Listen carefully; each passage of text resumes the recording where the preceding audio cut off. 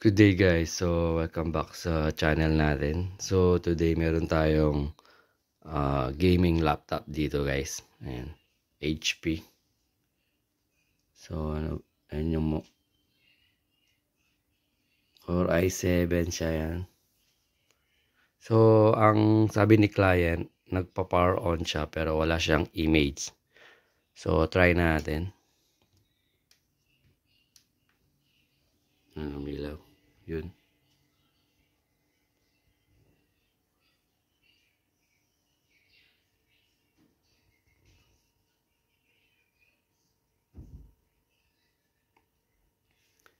So lumiikot yung pan niya guys.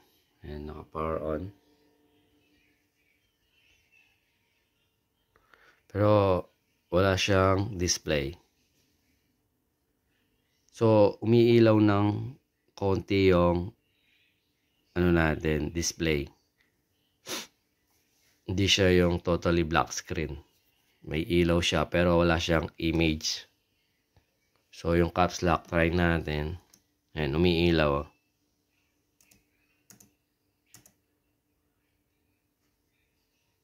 So guys, yung makikita nyo, akala ni client, dinala niya kasi sa ibang tech to. So sinabi ng tech, may problema yung LCD, yung display. So akong ginawa ko, tinry ko munang i-open. Pagka on ko, tinry, di ba kanina nakita nyo, umiilaw siya pero wala siyang image. Pero ang ginawa ko, tinry ko siyang pumasok sa BIOS. So sa model na to, F10 ang BIOS nito. F10. Pinindot ko ng ilang beses, ayun, lumabas yung BIOS natin. Yan. So anong ibig sabihin? Ibig sabihin, good yung LCD natin. So magpo-focus tayo ngayon sa software issue. Tapos pero check pa rin natin, try natin siyang i-boot mamaya. Tingnan natin kung anong mangyayari. Si-setup lang natin dito. So guys, kailangan kong buksan yung likod nito kasi napakabagal niya guys. Kahit sa BIOS, hindi siya makapasok kagad. So pinagtatanggal ko muna yung mga hard drive niya yan. Tapos ito yung SSD niya. Tinanggal ko yung flex niya para hindi ko natanggalin ito. So ngayon ibuboot natin siya. Check, papasok tayo sa BIOS. Tingnan natin kung hindi siya magtatagal mag-boot sa BIOS o sa boot menu. So tara na guys. So guys, itatry natin ngayon. Tinanggal ko yung mga SSD niya at saka yung NB2 niya. Tinanggal ko. Pati yung battery kanina, tinanggal ko pero binalik ko lang para ma-reset yung BIOS natin. So ngayon, itatry natin siyang i-open yung BIOS. Kasi kanina, pag yung problema nito, pag on mo pa lang, black screen siya pero may ilaw. May ilaw siya, pero blank screen kagad. Tapos ang ginawa ko, nag F10 ako para mag-boot yung BIOS. Ang tagal, nakasulat lang dito, yan, dito sa side. F10 boot BIOS, sabi niya. Pero nakasulat dito, ang tagal guys, siguro mga 1 oras bago nag-open yung BIOS.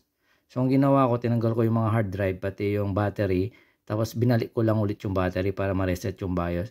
Ngayon, i-open natin yung BIOS. Check natin kung mabilis. Kasi kanina 1 oras bago nag-open yung BIOS. So ngayon, try natin. F10 natin. Ayun o. Ang bilis. Bumilis na guys. Kasi kanina, as in ang bagal guys. 1 oras yata bago nag-open ang BIOS. Tapos pag binut mo, 1 oras na naman bago siya mag-boot. Pero sa pag-boot niya, hindi niya ma-detect yung SSD natin.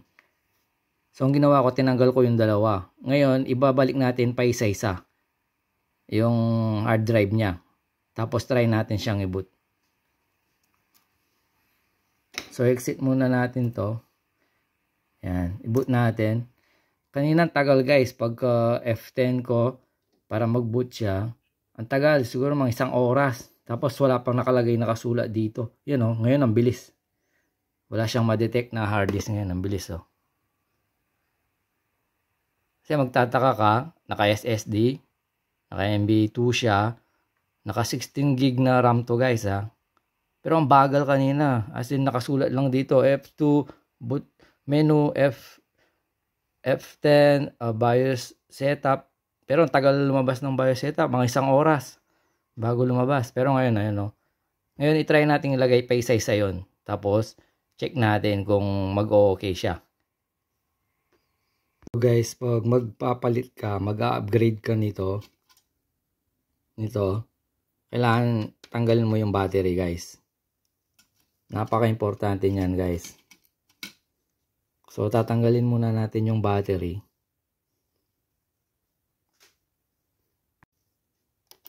So, may 3 tornilyo lang itong battery daw guys. So, angat mo lang. Yan. So, ngayon, ilalagay natin ito.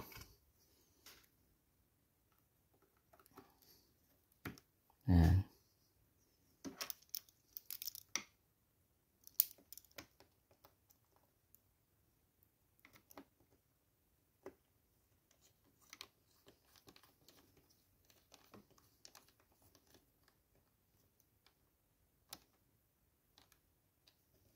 Yan. So, nailagay na natin guys.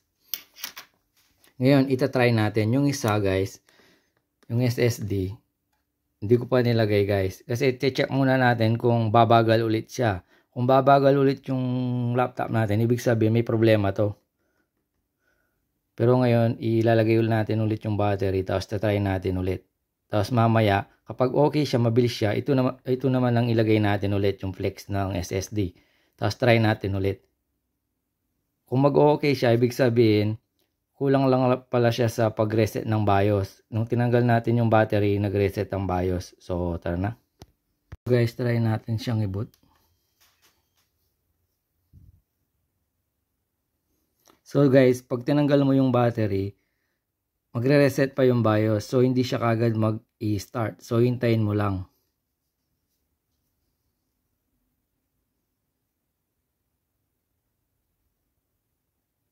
So guys, kung mapapansin nyo, yan, naka-on yung power button natin, may ilaw. Pero hindi siya nag-boot.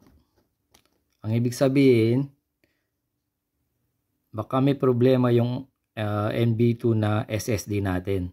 Ngayon, itatry natin yung SSD na isa. Yun ang i-boot natin. Kasi hindi siya nag-on guys. Ayan o. Black screen siya guys. So guys, tinanggal ko muna ulit ito guys. Yan. Ngayon, yung isang SSD natin, ito yung ilalagay muna natin. Pero tinanggal ko yung battery guys ha. So every time na mag-upgrade ka ng kahit RAM pa yan o SSD o hard drive, basta hard drive, kailangan mong tanggalin yung battery for safety guys.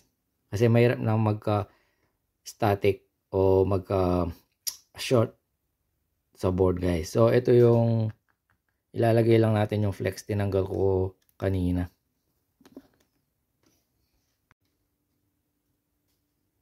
So guys, nailagay ko na yung flex guys. Lalagay na natin yung battery.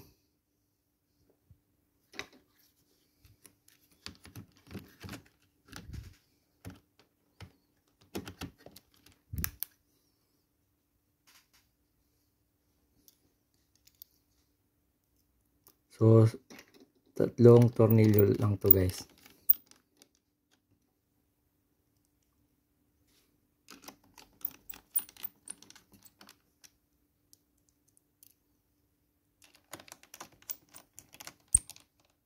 So, yung kanina ito lang ang nilagay natin.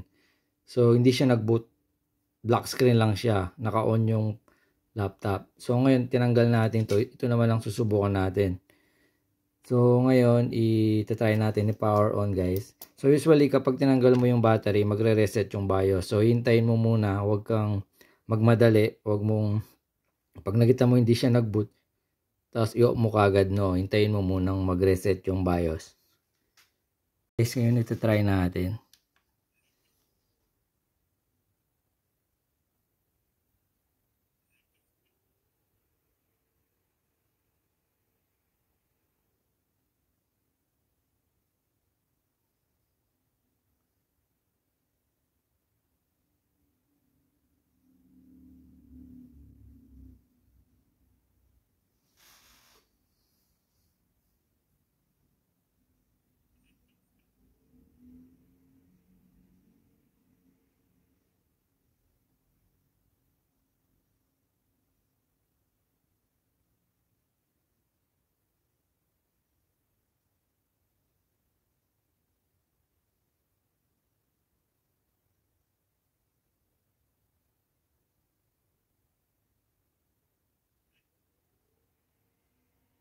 Ayan, nag-boot siya guys.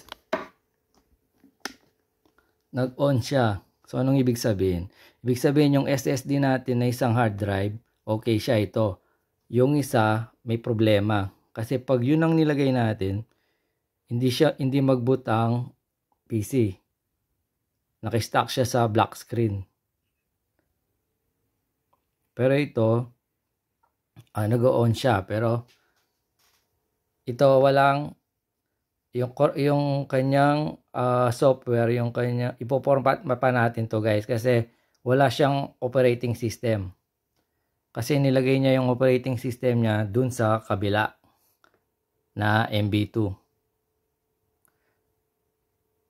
Ayan o, please install operating system. So, ibig sabihin may problema yon.